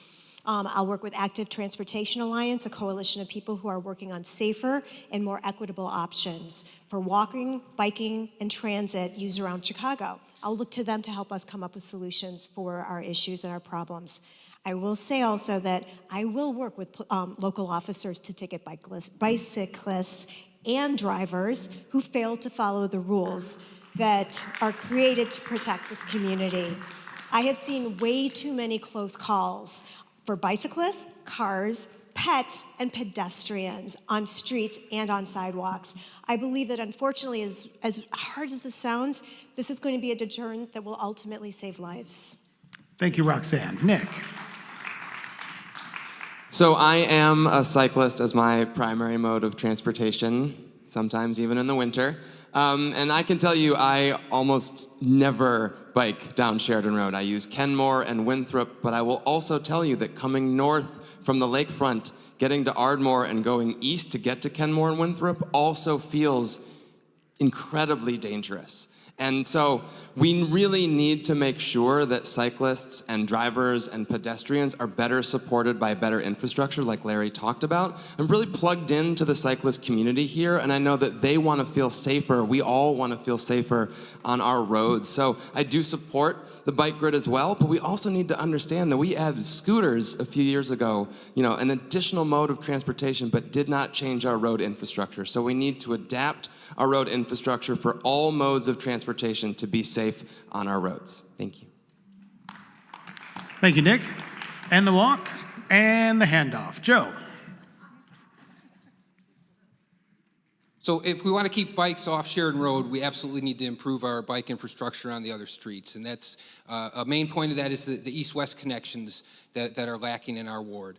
When you look at that, one of the biggest areas that's a problem, and it's come up, is that intersection at Ardmore. When people are coming off of the Lakefront Bike Trail, Ardmore is often just it's gridlocked because the drivers don't respect the red light there, and then the bikes can't get across, and that pushes the bikes up and down Sheridan Road. So if we're going to deal with bikes on Sheridan Road, we got to deal with the intersection at Ardmore.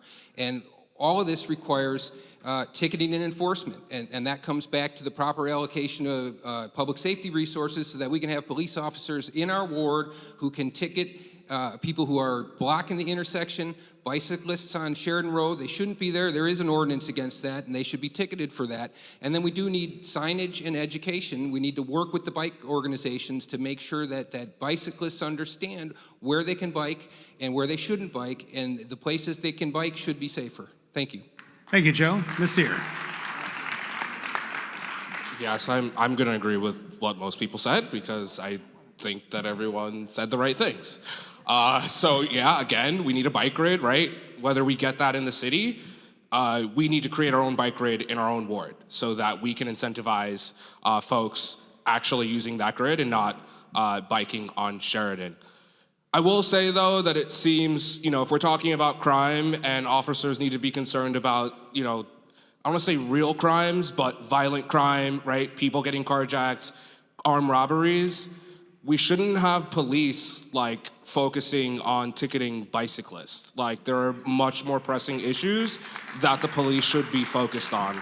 So yeah, we definitely need to create more signage, but I think the idea that, cops are going to be out, giving people tickets, we need to create a trust and a bond between communities and CPD, and I think them taking their time to stop bicyclists is not going to help in building that trust. They're just going to think that they're getting nickel and dimed from the city. Thank you, Nasir. Isaac. So I agree with so much of what has been said. We need to invest in east-west connections so folks can get off of the lakefront and get into Winthrop and Kenmore. We need to put signage right there so folks know they have good options. And then we need to maintain Winthrop and Kenmore because bicyclists will hopefully not use Sheridan as much if they know they have a reliable route. But so far, we've missed the most important intervention we need, which is we have to redesign the sidewalk on Sheridan Road so it's not a bicycle superhighway. Right now, you have concrete straight down for about a mile. It is perfect biking. We don't need to criminalize bikers and have the police arresting 14-year-olds. What we can do is just put some planners out there, redesign the route so that it's for pedestrians. If you design your infrastructure correctly, you won't even need signs. If you design your infrastructure correctly, pedestrians will use the infrastructure and bicyclists will use the bike lanes. Isaac, thank you. Brian. Nice, Isaac. Nasir oftentimes will say he's the youngest guy up here. Well, I'm the oldest guy up here. And let's get real, there's a lot of times bikers just need to own up to more adult-like behavior. I was a founding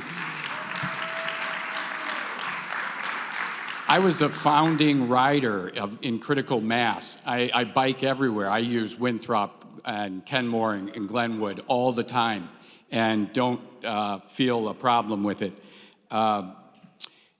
But I had to learn how to bike safe the hard way, and that's the problem with a lot of, let's face it, it's like 15 to 35-year-old guys who are the rudest as bikers. We see them on Broadway sidewalks all the time. They nearly run us over. And I don't know, it's like maybe as the oldest guy up here, I don't know. I want to slap him upside the head and say, grow up. Thank you, Brian. Thanks. And Lenny. I just can't top that. I just can't. There's so many things that I already agree with, everything that you have said. This panel is amazing, and so are you, so thank you for being here. But we need to create conditions in which we can all share the road and all share the sidewalk safely, and we can do that through infrastructure and working together with communities, including the bicyclists and people who drive, so that we can be safe. I have teenagers and they're learning how to drive. I mean, I also drive too, and I don't want to hurt anybody who is using that road. So we need major public awareness and infrastructure that will support so that everybody can use the road safely. Thank you. Lenny, thank you very much. We are coming up on our time, so we are going to move into our closing arguments. Our final question tonight. What are your short and long-term goals if elected to be the next alderperson for the 48th Ward? Each candidate will have 90 seconds. My top priorities, if elected alderman, are bring down the crime rate in Edgewater. As we've already discussed, vehicular thefts are twice what they were just 2 years ago. We need to create a political environment where we can arrest and prosecute people for the crimes they have committed, but also have a system to rehabilitate them so they get the skills they need, the job training they need, whereas currently, if people are on electronic monitoring or if they're in jail, they really aren't being taught anything. I hire a lot of ex-offenders in the cafes, and it's unfortunate, but especially when they're on electronic monitoring, what seems crazy to me is that these people that, they want skills, but they're not being given the opportunity to get them. Secondly, my priority is safe, clean, and reliable public transit. The CTA spent about $100 million last year on contracts with security firms that really aren't accomplishing anything. We need the CTA to invest in actual security, in more interagency agreements with Department of Family and Support Services so that we can get support for unhoused people, the mental and drug counseling or anything that people may need on the CTA, and then also to support small businesses and cut the red tape. Thanks. Thank you, Andy. Larry. Great. I'll start short term. So short term, I think I have two goals. The first is I really want to bring some energy to our community and to our local leadership. And I want to get folks more involved in the decisions that we're making at the local level. That starts with participatory budgeting so that people can weigh in on how we're spending our menu funds and we're having active conversations about how we're using our money at this local level. It also means thank you. It also means making sure that these new police district counselors are engaging the community, that they're out in the community, that they're talking to people. The second goal, short term, is to revitalize Bryn Mawr. And I've already talked about a business liaison. I've talked about what it's going to take to make sure we have an active leader who's out there searching for prospective business owners, showing them the great resources we have in this ward and getting them to come here. Long term, the most important issue for me in this community is affordability. If anyone has relatives or friends on the West Coast, you know what it's like when we see rapidly increasing rents and housing prices, and it pushes everyone who wants to live here and all our long-term residents and our treasures out of the community. So we need to insist that new developments have affordable units on site, that there's family-sized affordable units built in this ward.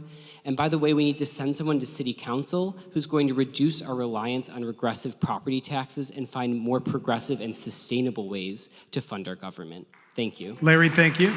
Roxanne. In the short term, I will make sure that all of the residents of this ward are safer. My priority is to collaborate with the Chicago Police Department, but with community members too, to enhance the safety of this area. I want to make sure that I have an accessible office, that it's open to all residents and all community leadership. I want to have that resident participation before decisions are made.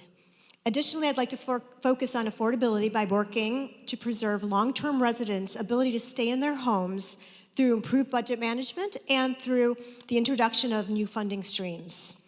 I will also partner with our local Chamber of Commerce to revive small businesses in the business districts. I will identify funding that will keep them here, and I will identify ways to attract new small businesses. Additionally, I will be a vocal advocate for issues that affect women, including affordable childcare and reproductive rights.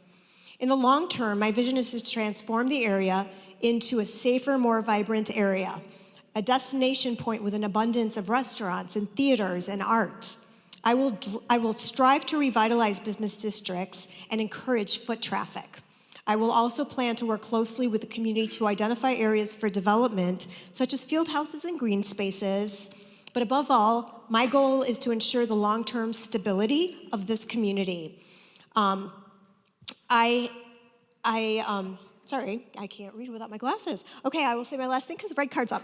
I will say that what I want my legacy to be in the long term is simply to make sure that residents will remember that I have listened to them, that I have served them, and that my office was able to help them. Thank you, Roxanne. Nick. So the next alderperson of the 48th Ward needs to work on critical policy issues with City Council and distribute compassionate ward services that support our most vulnerable residents. In the long term, I support policies that preserve and expand affordability for renters, homeowners, seniors, and families, invest in our schools and, school improvement funding, like a new playground at Swift and Gowdy, a new roof at Senn High School, and use my office to support workers like the newly organized Starbucks and Howard Brown workers. This is work that I've advocated for as a community organizer in the ward for years. I delivered groceries at the height of the pandemic with the Uptown Buena Park Solidarity Network, and I've been a member of the Gowdy Elementary Local School Council and the current secretary. I've been a member since 2020, where I studied rising unaffordability for families and how that impacts the school. And the reason that I'm able to, in the short term, start accomplishing our goals is because of the relationships that I've built. So I'm proud to be endorsed by unions like the Chicago Teachers Union and the Illinois Nurses Association, by community groups like the Asian American Midwest Progressives, and by elected officials like Alderman Carlos Ramirez Rosa and Daniel Espada. And it's these relationships that will singularly position me to work on our shared political vision on day one. Thank you so much. Thank you, Nick. Let's all appreciate the final handoff of the evening. Good job, gentlemen. Thank you very much. What was that? This is your closing argument if you were attorney. All right. 90 seconds. 90 seconds. Yeah. All right. So again, I'm Joe Dunn. My short-term and long-term goals for the ward when I'm alderman, the short term is this. It's community involvement. It's community engagement. I think that we need to really re-engage with the community on addressing the issues before the community and planning for the future and planning what those long-term goals need to be. The community meetings we've had are great. I told you early on, I served on the ECC many years ago. I think one of the things we need to do is bring the ECC back. Maybe it's not the Edgewater Community Council that we used to have, but it's got to be something like that where we have a central voice for all the neighbors in the community that can talk to each other and engage with the alderman's office as one. It's not enough just to go around to the block clubs individually. I think we need a central voice. Also, Bryn Mawr is an important short-term goal, but it's not just the businesses. It's working with the buildings there and the people who live there, because the people out on the street there that are interrupting the businesses are coming out of the buildings. They live there. They need social services. They need the property owners to be responsible to them and to us as a broader community. Long-term, we really got to deal with the affordability in the ward, and that starts for me with property taxes, but it's also the development of affordable housing, which is what I do professionally. I know how to do it. I know how to get it done. I'll make sure it happens in our ward. And since this is our closing statement, I also want to point out I've been endorsed by Harry Osterman, our current alderman. I've been endorsed by Mary Ann Smith, Heather Staines, the Chicago Federation of Labor, and a whole long list of trade unions that you can see back on the table back there. I look forward to being your alderman. Thank you. Thank you, Joe. Nasir, 90 seconds. So short-term goals are going to be addressing quality of life crimes, for sure, working with colleagues to increase public school funding for programs in our schools, for social workers in our schools. I'm also going to be putting together issue-specific advisory councils like the Public Safety Advisory Council that I mentioned, so that I can bring residents to the table with me, community groups, other stakeholders, so that you're actually working with me on the work that we're doing.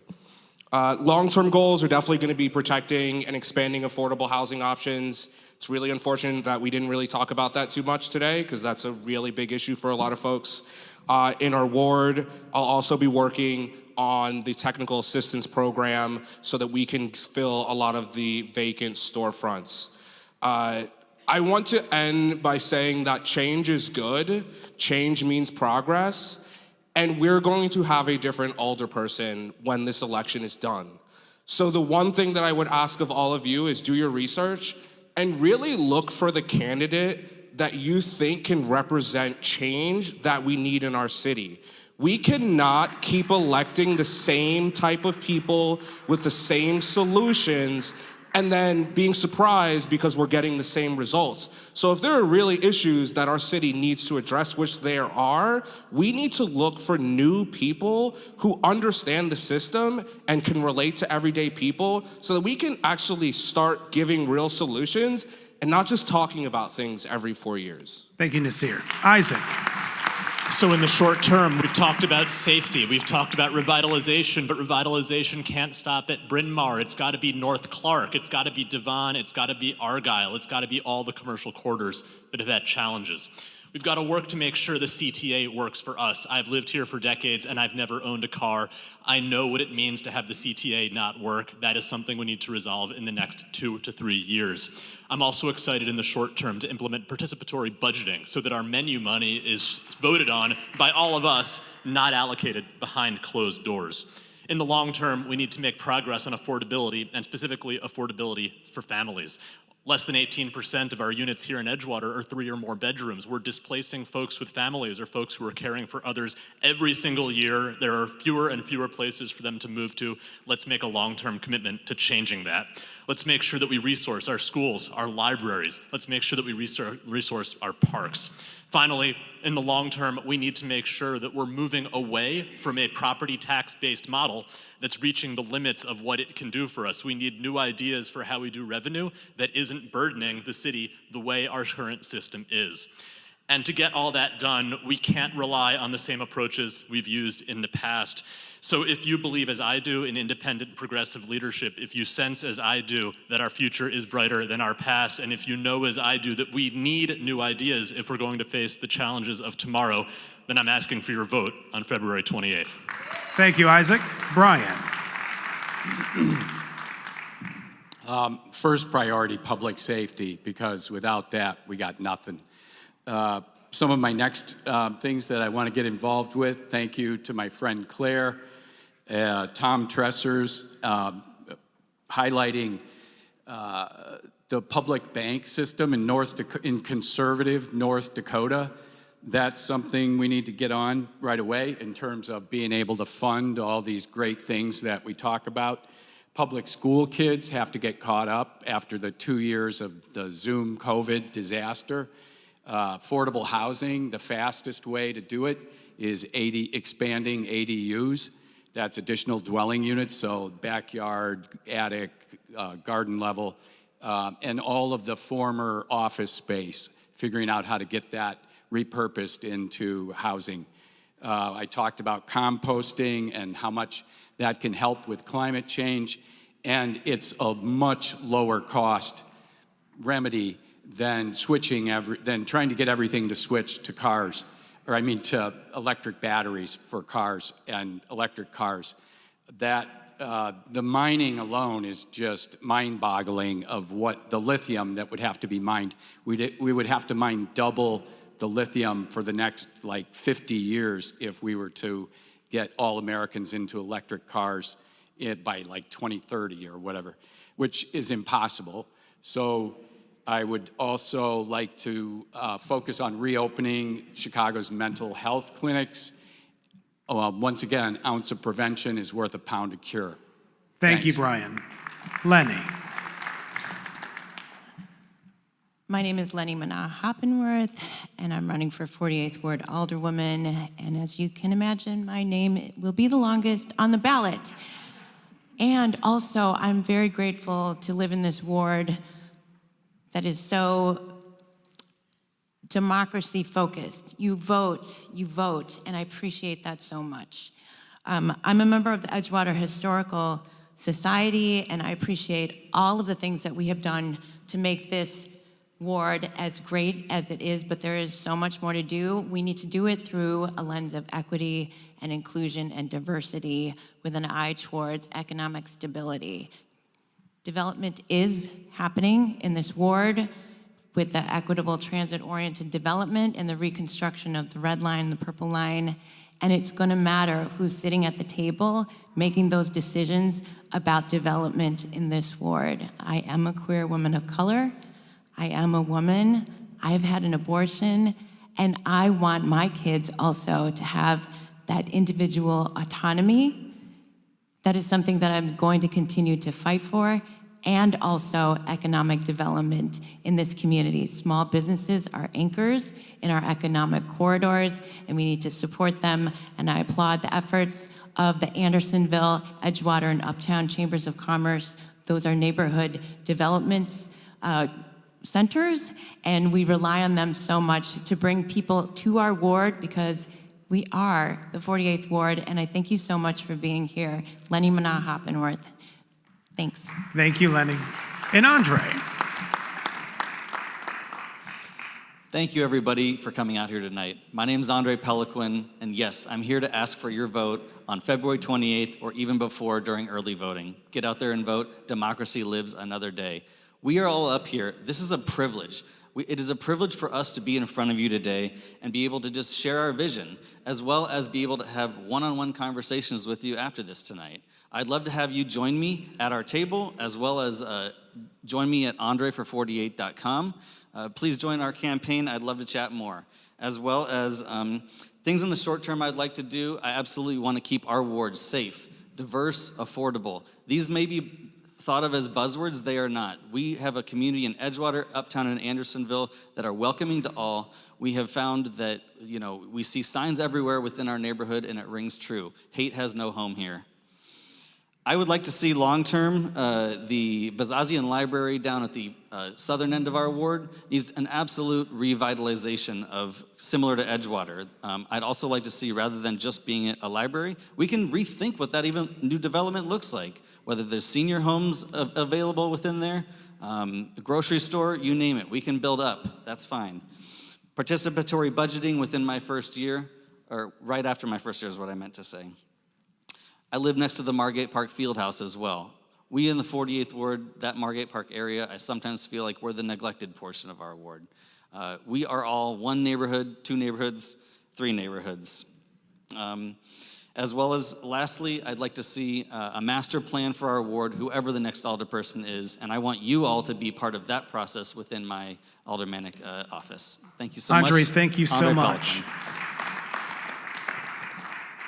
I have interviewed countless aldermen in the last 16 years while being a reporter in this city, and I, for one, as someone who lives in this ward, am happy to know that we have such a diverse and smart field to pick from in this next election. Let's give a round of appreciation for our 10 candidates here.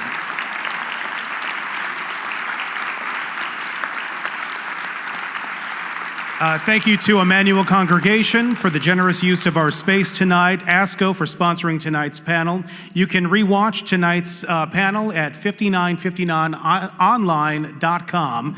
Early voting started today, runs through February 27th, Election Day, February 28th. Runoff elections, if they need to be held, will be held on April 4th. Thank you so much, everyone, for coming tonight. And you can watch part of tonight on WGN at 9 o'clock.